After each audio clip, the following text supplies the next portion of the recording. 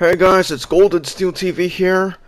I'm back with another video.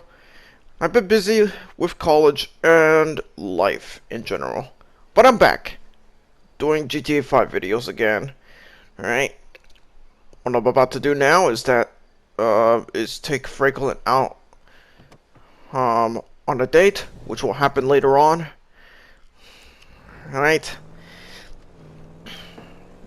As this video progresses, we're going to talk about what's been going on in sports and in my life.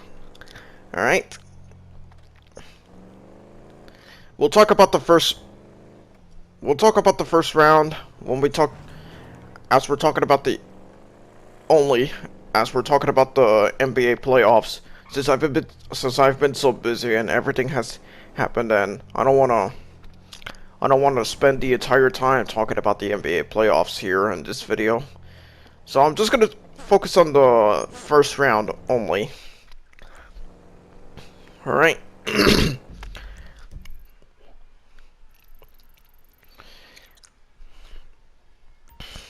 Alright. Alright, let's get to the Eastern Conference first round. After winning the play-in, the Atlanta Hawks faced the Miami Heat, who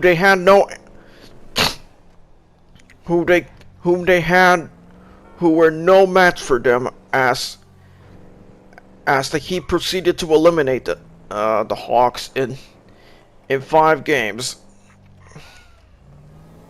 Sorry if that's a cat meowing. My cat is chilling in here as I'm recording this video. Sorry about that. Alright. The Bulls made it to the playoffs for the first time in 2017. However, injuries, which was the main reason they fell off a cliff after the All-Star break, after having an amazing turnaround before that, with the signings with a new team of DeMar DeRozan, Alex Caruso, Lonzo Ball, and Zach LaVine. These injuries to them affected the Bulls greatly, and especially into the playoffs. That they only won 1 game against the Bucks before being eliminated before being soundly defeated by the Bucks in 5 games. And as always, DeMar DeRozan disappeared in the playoffs. He only had 1 good game in the playoff series, and then he just disappeared after that. I feel guilty listening to a Spanish song in here. Hey. To make matters worse, Zach LaVine, in his first playoff appearance, there's a shooting going on right now. Don't know what's going on, but alright. We're gonna be okay though. We're gonna be okay. Zach LaVine, in his first playoff appearance, didn't do much of anything to help his team out, and just like that, the Bulls were gone in 5 games.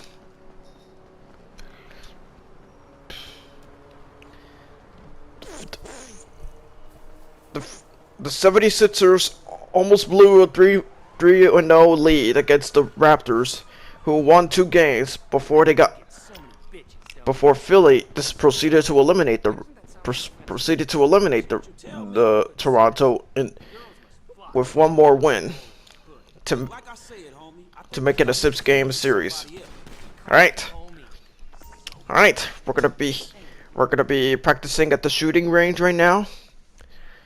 Alright, I'll continue talking about sports and other things as we're doing this shooting practice. Right, here we go.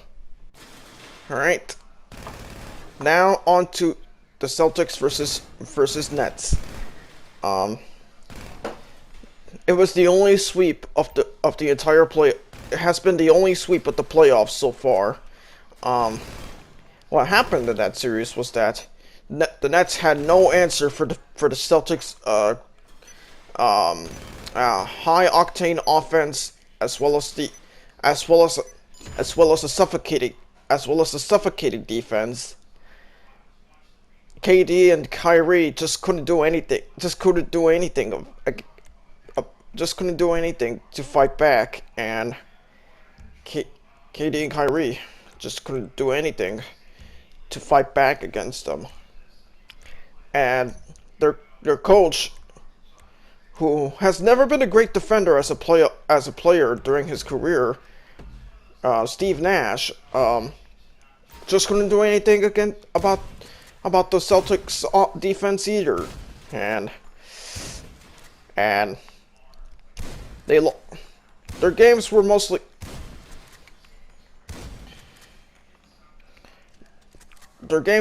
close, but when you have a Jason Tatum game winner in game 1, and then folding after that, and then the Nets folding after that, it's embarrassing. What's also more embarrassing is that Ben Simmons was supposed to play in game 4, but then he had a sore back, which he got surgery for later after the Nets elimination, and everyone just clowned him for failing to show up when everything mattered, because that's the kind of person Ben Simmons is. He's just a man baby child who's just too entitled and arrogant to face those problems rather than run away from them. And just like that, the Nets got swept by the Celtics in 4 games. The super team that they had just disintegrated with the James Harden trade to the Sixers, which also included Simmons to the Nets, and yeah, it's just embarrassing having a super team of aging stars get swept in the first round, you know. Okay, now let's get to the Western Conference first round, as we're now done practicing at the shooting range for today. Okay, the Warriors managed to beat the Nuggets, who were led by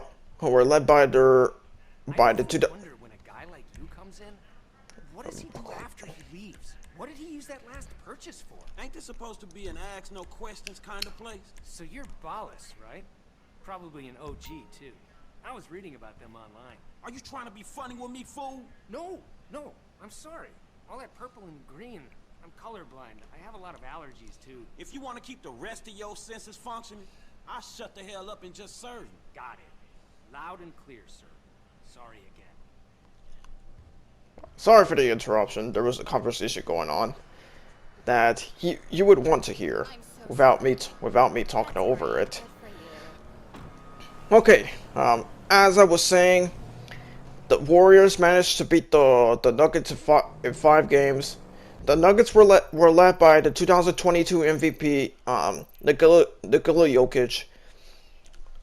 He just carried his team literally in that series, and he had no help from his teammates, especially since his best teammates, Jamal Murray and Michael Porter Jr. have been out for pretty much the entire season due to their injuries, with Murray having a torn ACL that he sustained last season, and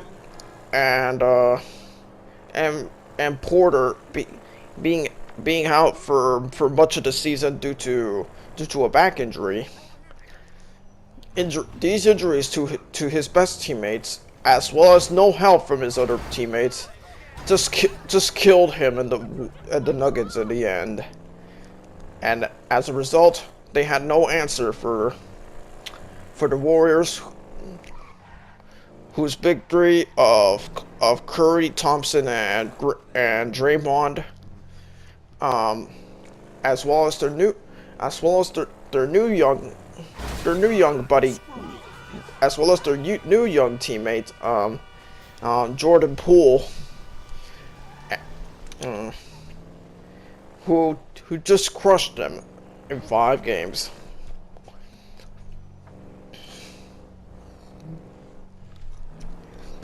Alright, and that's everything about the Warriors versus Nuggets first round series. The Grizzlies versus Timberwolves series ended in 6 games, with the Grizzlies winning to get to the second round. Every time the Timberwolves only won 2 games in that series, and every time they won, there was a fan protest in the middle of their game, in the middle of these games. And yeah. However, their young team consisting of Anthony Edwards, Karl Anthony Towns, and D'Angelo Russell just couldn't keep it up and didn't seem interested in helping their team win. And they choked 1 game in a humiliating fashion, and then they lost in the end to the Grizzlies to be eliminated in the first round. And that was it. Alright, we're riding a roller coaster now. I know I keep riding roller coasters in pretty much most GTA 5 videos I've done, but I just haven't had nothing to do, and I feel bored when I'm doing those videos, so this is the only place where I can keep things where I can keep things interesting. Yeah.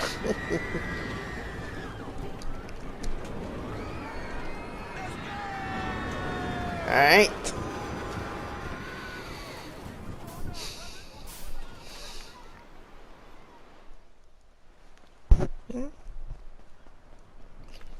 Alright.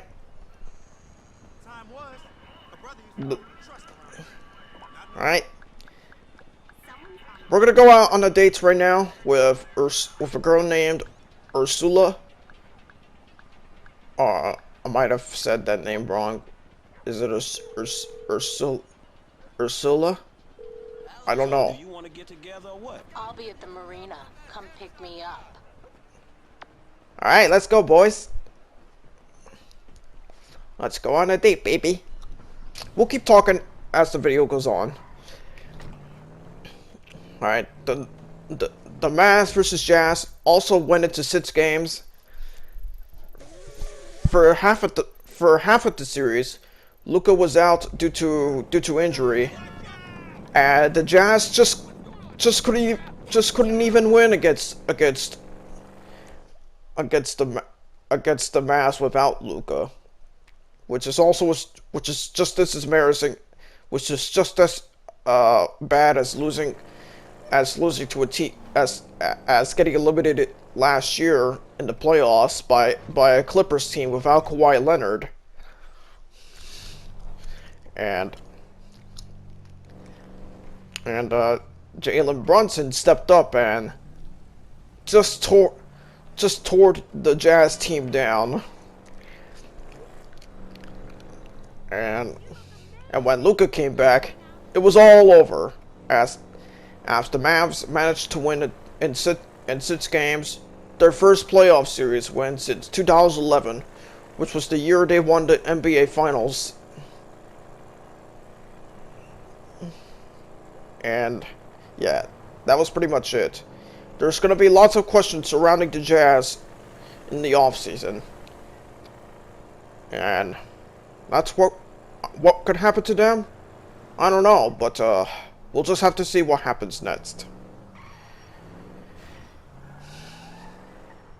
The Suns were supposed to sweep the Pelicans team without Zion Williamson in 4 games, However, they just could.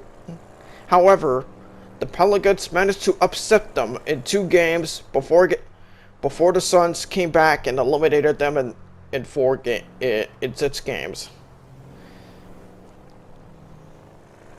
It's such a surprise that the Pelicans without Zion made it this far in the first place. You gotta give credit to the coach for keeping them going and for you know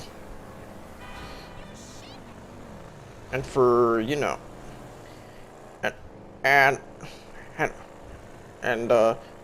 credit also has to be given to the new players they just acquired in the trade with the Blazers. CJ McCollum for changing the team's for changing the direction of the team in the middle of the season, and that was a big reason they made it to the playoffs in the first place. Even though they weren't supposed to begin with. So yeah. Okay.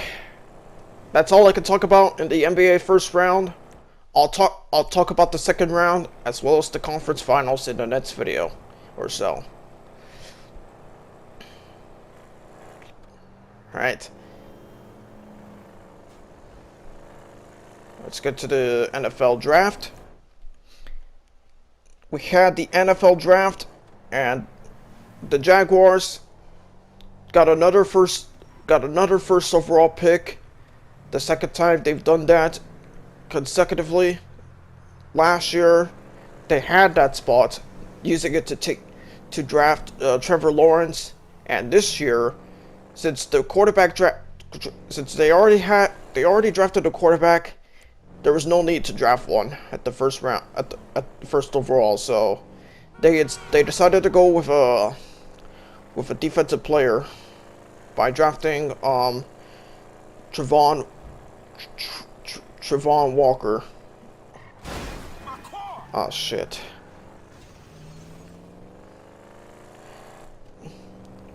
However, the draft has gotten mixed reactions, as some fans wanted the Jaguars to take Aiden Hutchinson, who was drafted, who ended up going second overall right after Walker. Hutchinson was taken by the Lions, who happens to be his hometown team, as Hutchinson grew up in the Detroit area.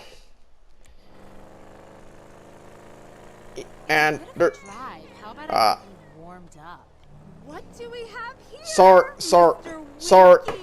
Sorry if I have to cover it up with a cute picture of a cat.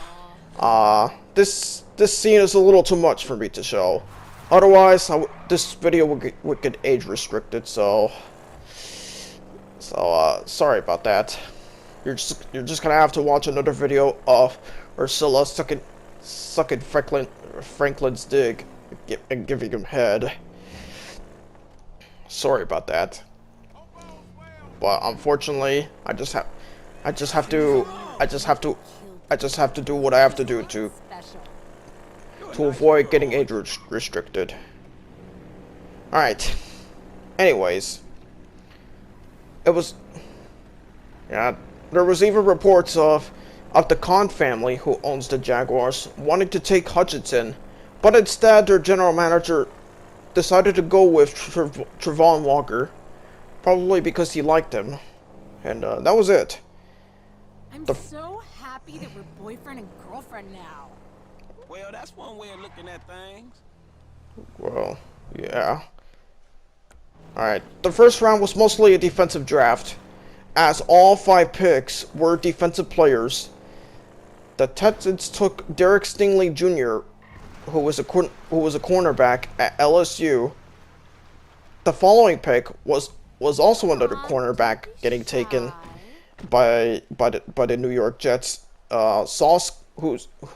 His name was Ahmad Gardner, also known as Sauce. out of Cincinnati.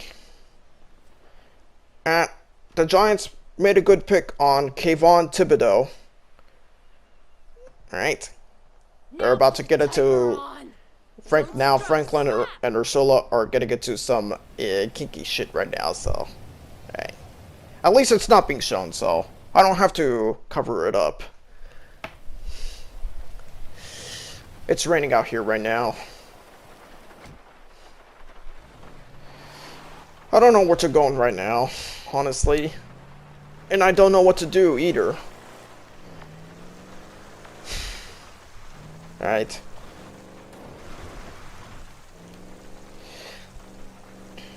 No, the first receiver didn't get drafted until the number 8 pick, which was the Atlanta Falcons taking Drake London out of USC.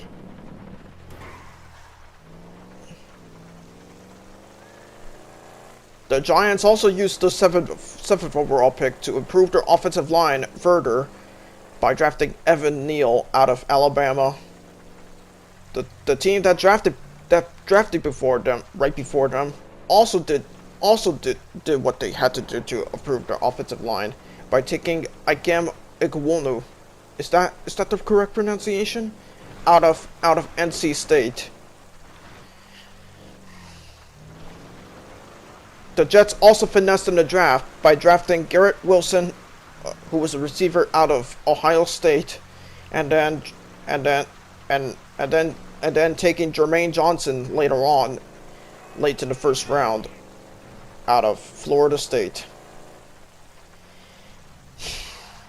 The Saints, who are in the middle of the rebuild following the end of the Drew Brees and Sean Payton era, drafted Chris Olave out of Ohio State. Olave have one of the fastest 40-yard dashes in the draft combine this year. And I actually wanted the Saints to draft him. And so it all made sense when that happened. The Lions also drafted Jameson Williams out of Alabama. The Ravens also drafted Kyle Hamilton, who was a safety out of Notre Dame. The Titans shocked the NFL world by trading away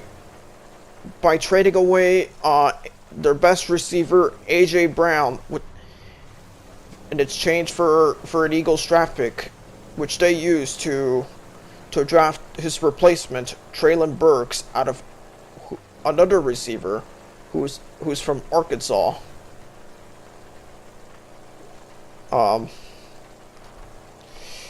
The Eagles also used the pick,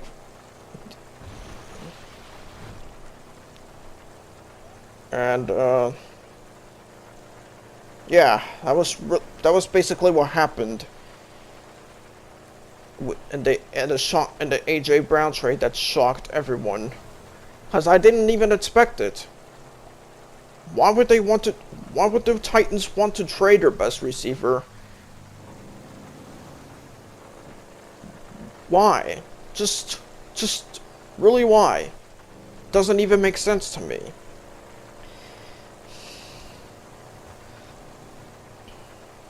Alright.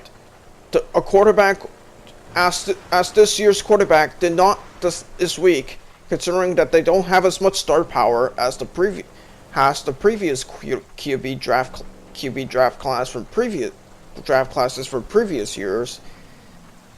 A quarterback wasn't selected until the 20th pick for the Steelers. With that pick, the Steelers drafted Kenny Pickett out of Pittsburgh, out of their local college, Pittsburgh. Pickett is poised to be the successor to Big Ben, who retired earlier this offseason following their defeat in the first round against the Chiefs. The Steelers also went through tragedy when one of their when their backup QB, who was a first round pick in 2019, Dwayne Haskins, was lost his life in a traffic collision when he stepped out of his car on the side of the highway, tried to walk across the road, only to get hit by a dumping truck, and then die on the scene. It's sad. Well, considering that he had a whole life ahead of him and had a career and a career ahead of him and was trying to get back on track. It's a sad situation for the Steelers. So yeah, I don't think as for Kenny Pickett, he might have to wait a year or so to become a starter, as they signed Mitch Trubisky to a 2-year contract. So it's gonna be a rather long wait or something like that for Pickett to become the starter in the near future, perhaps.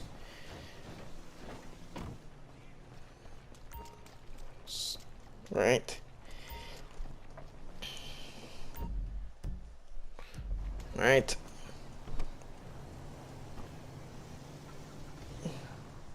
The Patriots, the draft is, we just checked the garage to see how much it would cost to buy it. Alright, let's get back to the NFL draft. There was, in the NFL draft, there will always be surprises and shock when a player takes someone, when a team makes an unexpected decision of drafting a no-name player in the draft, as this was exactly the case with the Patriots, who used their 29th pick to draft an offensive guard out of Chattanooga, Cole Strange, much to everyone's surprise, as this man probably should have been a day 2 or day 3 draft pick. So yeah.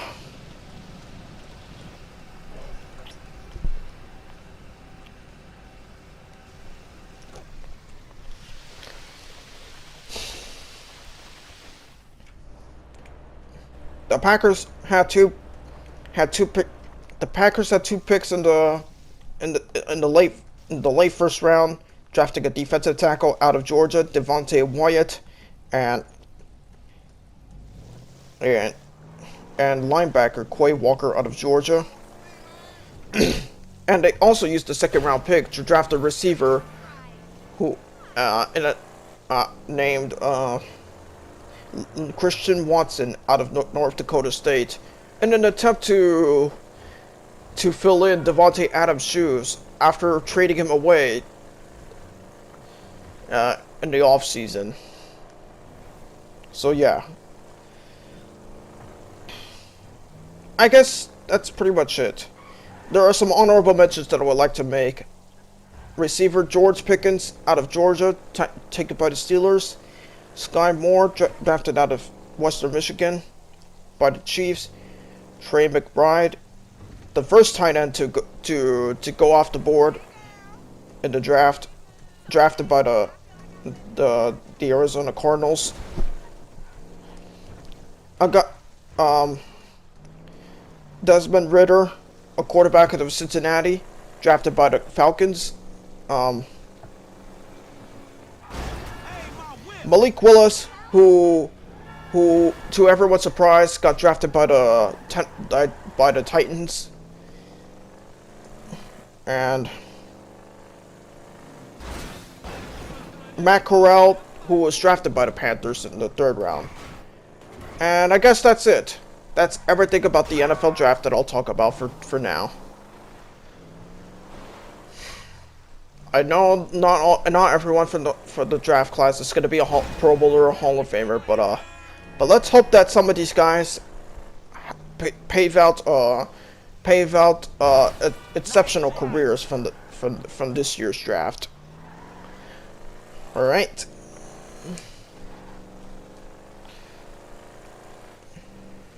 We're going home now. After being out for so long, going to the pier and riding on the roller coaster, and then going out on a hot date with a girl named Ursula. All right, we're home now. Hey, boy. And that's Franklin's dog, Chop. If you're wondering what breed is he, Chop is a German Rottweiler. Isn't he cute? Isn't he cute?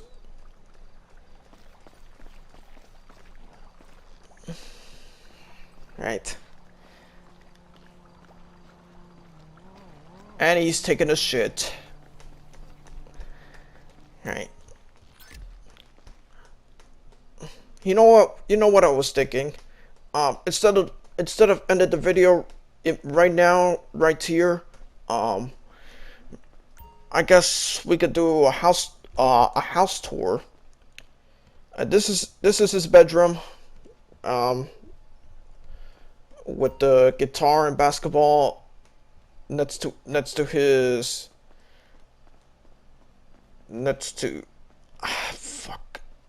fuck. What was that called? Okay, don't worry about that. And this is his living room with the gold discs and posters and bookshelves right there. And this is the dining room and the kitchen.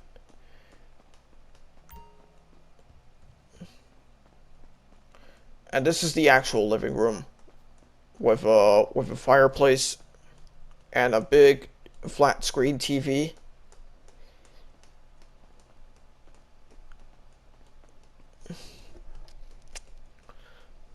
I don't know how did Franklin get these gold records. Maybe someone lived here before him.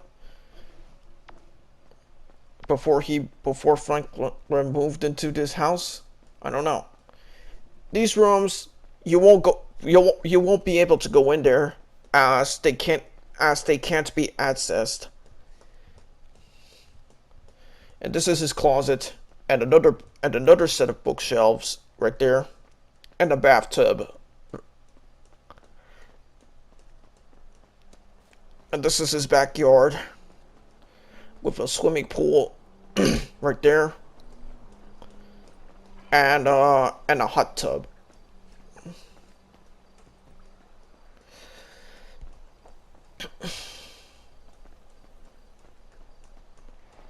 And this is his garage with a Chevrolet Suburban car, or the GMC Yukon XL, if you would like to call it.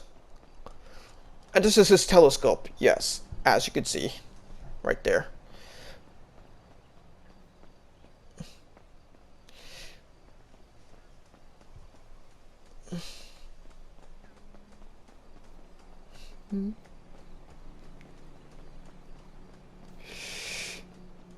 I'm trying to find my way back in here. Okay. Okay. No, not yet. Alright. And of course, I didn't forget to show that he does have that Franklin has a wine collection. But does he even drink wine, really? Alright. And I guess that's it. That's the house tour, everyone. We're gonna end this video right here. And as always, that's it for this video. Thank you guys for watching, and I'll see you guys next time.